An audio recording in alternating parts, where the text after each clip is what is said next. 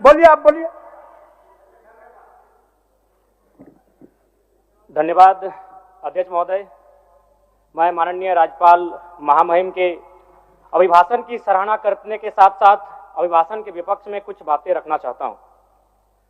माननीय राज्यपाल के अभिभाषण क्रम संख्या 6 में केंद्र सरकार से 1,36,000 करोड़ वापस लाने की बात कही है और सही भी है, और हर एक राज्य को उसका बाकी पैसा मिलना चाहिए, उनका हक मिलना चाहिए। लेकिन अध्यक्ष महोदय, मैं आपके माध्यम से सरकार से पूछना चाहता हूं कि राज्य के सभी बैंकों ने मिलकर 2019 से 2024 तक 5,55,018 करोड़ रुपए दूसरे राज्यों को भुगतान करने का कार्य किया है। बैंक में जो पैसा डिपॉजिट होता है वो दूसरे स्टेट को जाता है, और अगर अभी देखा जाए तो झारखंड का सीडी रेशियो मात्र 36% है, जबकि आप तुलनात्मक अध्ययन करें तो आंध्र प्रदेश का सीडी रेशियो 110 के आसपास होता है, तमिलनाडु का सीडी रेशियो 115 के आसपास होता है। और सबसे महत्वपूर्ण बात कि बैंकर समिति के अध्यक्ष माननीय मुख्यमंत्री होते हैं। अगर इस पैसे को हम लोग बचा के अपने राज्य में ले आते हैं तो लोन के माध्यम से यहाँ के युवा, यहाँ के महिलाओं को अगर निर्गत कराते हैं तो बहुत बड़ी समस्याओं का निदान होगा। इसलिए मैं चाहता हूं कि सत्ता का ध्यान इस ओर आकृष्ट हो। मैं आगे अध्यक्ष महोदय, राज्यपाल महोदय ने अपने अभिभाषण में शहीदों का जिक्र किया, शहीदों के विचारों को आत्मसात करने का जिक्र किया, लेकिन मैं कहना चाहता हूं कि शहीदों के उन्हें माला चढ़ाना, उनके विचारों को आत्मसात करने से कहीं ज्यादा जरूरी है शहीदों को सम्मान देना।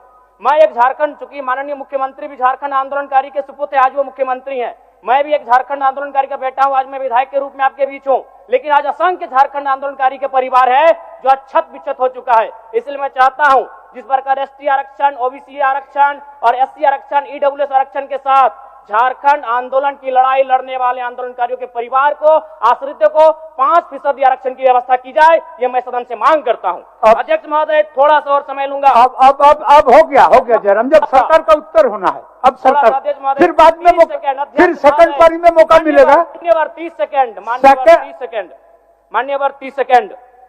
चलिए बोल लीजिए।